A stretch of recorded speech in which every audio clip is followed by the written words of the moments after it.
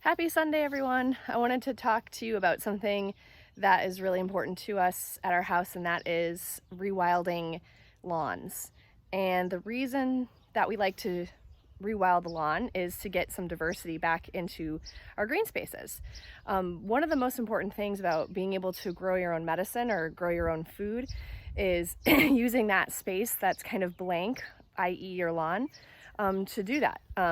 A lot of people probably think that you have to have a farm or 50 acres to do this kind of thing, but there's so much unused space in even just a tiny lawn.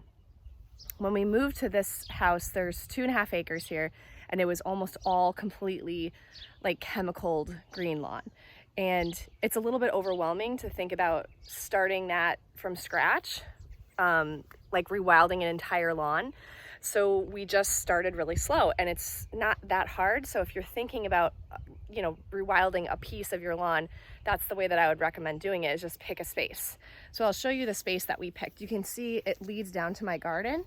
You can kind of see here where it's longer, and there's kind of this path through the middle, down to the garden. So this was the space, these two spaces were where we chose to bring back some native plants. So all we did was we got a rototiller. I would highly recommend getting a rototiller.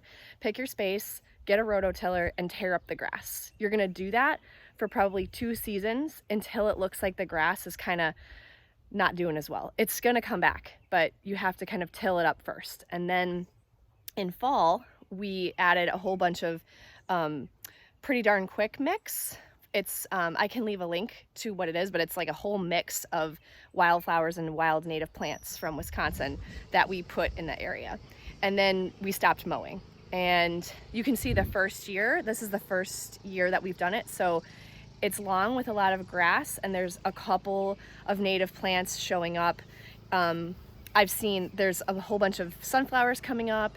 There's a whole bunch of wildflowers coming up.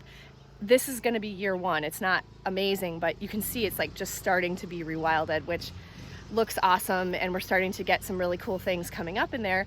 So if you want to start kind of taking away that uniform kind of sterile lawn look, pick a small space, pick a small square. I've got another area I can show you later.